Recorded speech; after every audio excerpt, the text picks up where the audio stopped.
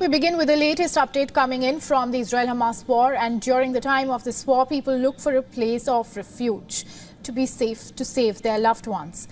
But what if that safe place is not safe at all?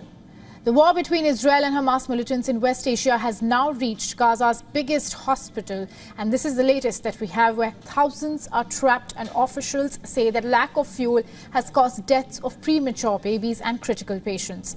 And according to the World Health Organization, the largest hospital in Gaza, the Al-Shifa hospital, has ceased to function, and fatalities among patients are rising as a blistering Israeli assault continues in the Gaza Strip. The WHO managed to speak to the health professionals at the hospital, and they described a dire and perilous situation, and it was not functioning as a hospital anymore, with constant gunfire and bombing exacerbating the already critical circumstances. A total of 5 premature babies and 7 critical patients have died in Gaza's Al-Shifa hospital, and according to the deputy health minister in the Hamas-run Gaza Strip, they fear the death toll among patients will rise in the coming hours. A doctor in the region said that Al-Shifa hospital can no longer accept patients. Ambulances have stopped evacuating the wounded Palestinians and bringing them to Al-Shifa. And according to the medical staff, 40 patients in the ICU now face death if no fuel, water and oxygen is provided for them.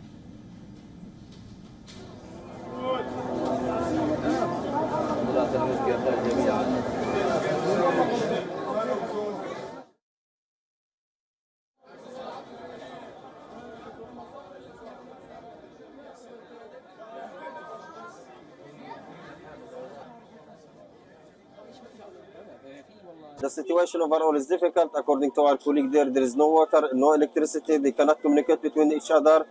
There is a lot of targeting around the hospital. Kids and the infants, newborns in the ICU are facing death due to lack of energy resources. 40 patients in the main ICU are also facing imminent death if there is no fuel, no water or safe evacuation provided for them. In Gaza City, the compound of Al-Shifa hospital has also been repeatedly hit by airstrikes, and Hamas health officials say that one of the strikes destroyed the cardiac ward on Sunday.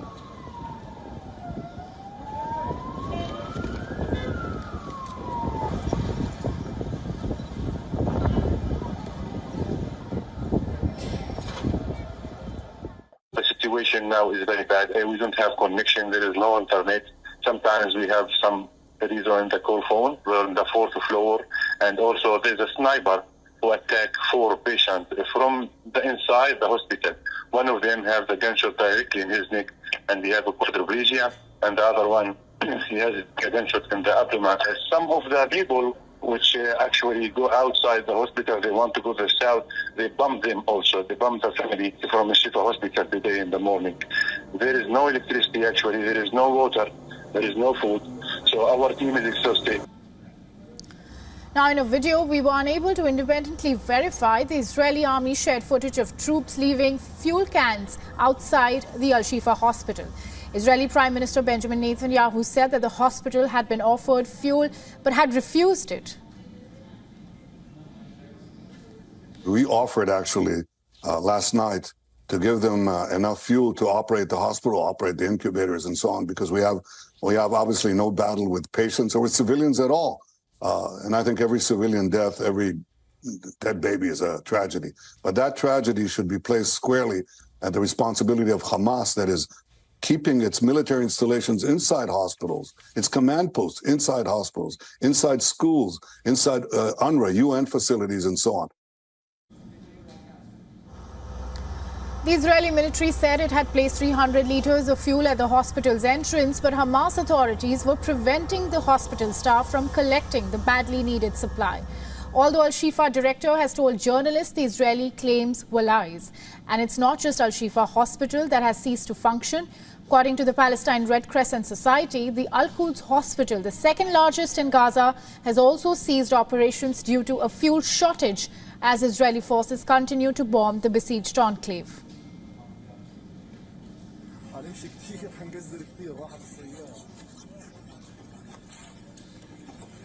حزن، ألم، sorrow, pain, anger, discontent, and disappointment. These are our feelings today after we had to announce Al-Quds Hospital in Gaza City is out of service, after a whole week of calling on the international community and the humanitarian organizations for the necessity to let aid come in urgently to Al-Quds Hospital. The hospital was left to face its destiny on its own under non-stop bombardment, which put the lives of our medical staff and patients in danger. Today we say that the international community and all countries signing the Geneva Convention are fully responsible for the collapse of the healthcare system in Gaza Strip. Now, these are the horrifying scenes coming in from the Indonesian hospital in Gaza City. A member of the medical facility was seen installing an LED light bulb amid a power cut at the facility. Doctors are treating injured civilians using flashlights on their mobile phones after the hospital ran out of fuel and electricity. إصابة مباشرة في الدماغ ونزيف وفيش عندنا عمليات حاليا، لا في عمليات ولا أكسجين ولا كهرباء. قاعدين نشتغل يدوي، تنفس يدوي. إصابة واضحة بده عمليات طارئة عاجلة إنقاذ حياة. طبعا أقل من سنة عمر. قاعدين نشتغل شغل يدوي حاليا. And according to the UN's humanitarian agency, 20 of Gaza's 36 hospitals are no longer functioning since Israel announced the complete siege of the Strip. Palestinians continue to flee northern Gaza as they evacuated from a number of hospitals that were bombed, and they say that they are struggling to find a safe place to be.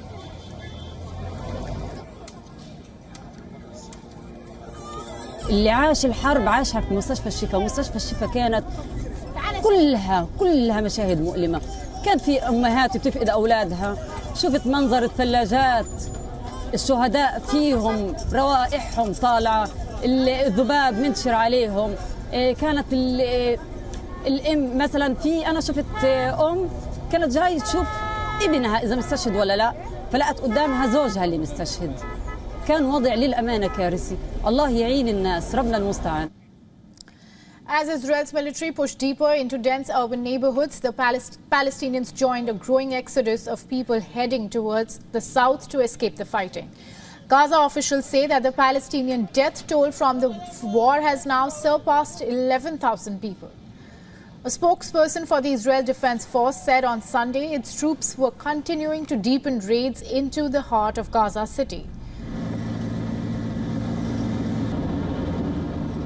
עד כה עצרנו 20 מחבלים נחקרים שהבאנו אותם לחקירה בישראל. זה 20 שבויים שמתוכם גם כאלה שהשתתפו בטבח ב7 באוקטובר. Meanwhile, negotiations to free the hostages taken by Hamas militants and other terror groups to Gaza are intense and ongoing as Qatar continues to mediate deal-making between Israel and Hamas. And this is according to multiple U.S. officials. According to the White House, U.S. President Joe Biden spoke on Sunday with Qatar's Emir Sheikh Tamim bin Hamad Al Thani about developments in Gaza and urgent ongoing efforts to secure the release of hostages being held by the Hamas militant group.